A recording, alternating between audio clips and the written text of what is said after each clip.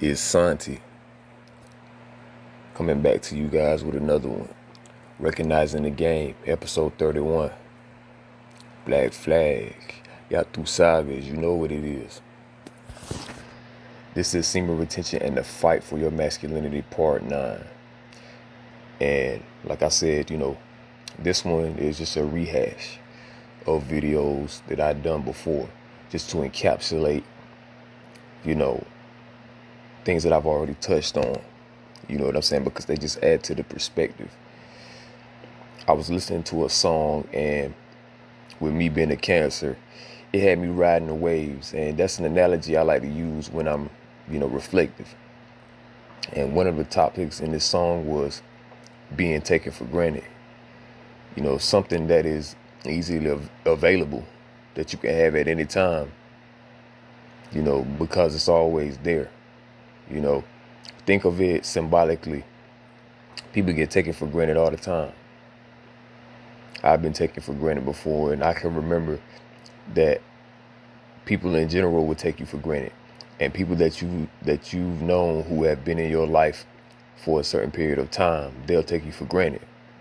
They'll have this idea of you, but then when you start to exhibit, and this is just one situation, when you start exhibiting qualities or lower traits, a person can start to deem you as being less valuable. But I like to double back to the early Drake era during the start of the decade. Around this time, it was 2011, and I was just coming out of a breakup, and so I ended up getting a friend request from this girl, and she had heard some things about me. I still appreciate this homie, to this day, because this particular homie, she had told me had spoken my name up, So she ends up, she sends me a friend request and sends me a message. After I accepted it, we began, chopping it up. And so I ended up sending her my number and everything. After she had sent me hers, we ended up meeting on campus. And these are, the college days. This girl used to text me all day, every day for a month. I never initiated it. You know what I'm saying? And it wasn't like, I had just become newly single. So, it's not as if I was like looking for anything from her, So I would have to break this story down into segments because there's so many layers to this. But point being is that we were communicating so much, and she was initiating it.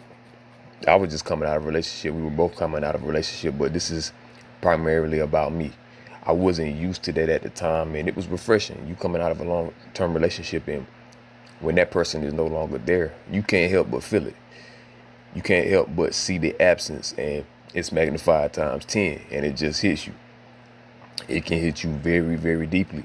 And so, this girl popped up out of nowhere. We're talking every day. She's messaging me good morning every day. And I'm smiling, because it's something that I could appreciate then and something that I can appreciate now.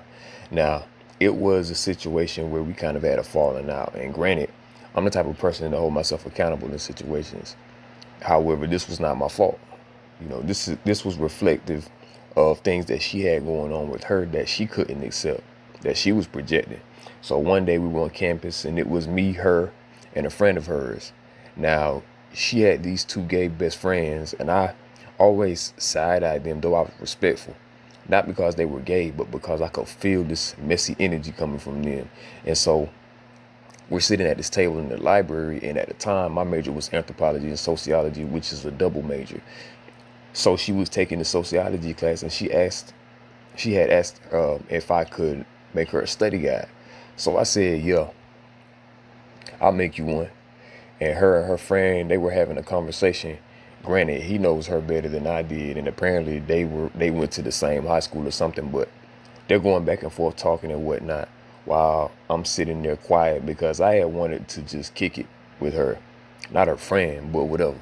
So then they start talking about sex, and she looks at me and asks me, do you think I'm a virgin? Now, this is how I am. When I meet a person, I don't just go assuming shit about them, and if I don't have knowledge, I don't assume to have that shit. That's one thing that's consistent about me. If I don't have knowledge about something, I'm not going to act as if I do. So when she asked me if I thought she was a virgin, I was just clear in saying that I don't know. You know what I'm saying? I wasn't too interested in having any type of conversations with this guy, you know, this other guy present, who was clearly, you know, very feminine. You know what I'm saying? And not that that was a problem, but it's just like I wasn't really, you know, too keen on having a conversation with him. So to get back to the point, that's just how I was, because I was like, I don't know. You could be, you couldn't be. I mean, I don't give a damn, because looks don't always give you the answers that you need, you know? You know what I'm saying? Fantasy is one thing, but reality is another. So to speed it up a little bit, I think I had just gotten out of my last class and I was riding the bus. And so I decided to text her and ask, so are you a virgin? And she was like, well, you've already made your assumption anyway, so why does it matter? See, here's the thing. Here's what pissed me off. If I had already made an assumption, then I wouldn't have seen the need to ask the question, because I would have already had the answer based on my assumption, whether or not my assumption was correct.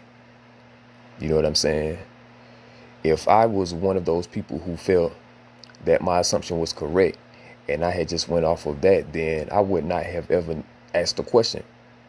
Because those who ask questions are those who do not have the answers, and they seek to know the answer. So after that, I was like, forget it.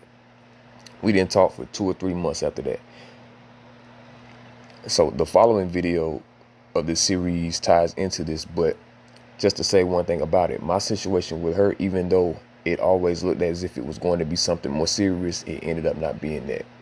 But it really had the underlying taking your time to get to know somebody and not rushing things. Because with her, I ended up cutting ties with her some years down the line, 4 or 5 years into our friendship, just because of some things I became aware of down the line that just rubbed me the wrong way. And in terms of being a person, being a man in general, you have to get to that point to where you draw the line. You have to recognize yourself and know who you are, because when you don't realize where you stand with the person, then you have to decide where you stand and where they stand with you. You know what I'm saying? Especially if they are giving misleading or conflicting information. You know what I'm saying? And this is what I mean by recognizing the game. Love. Salute.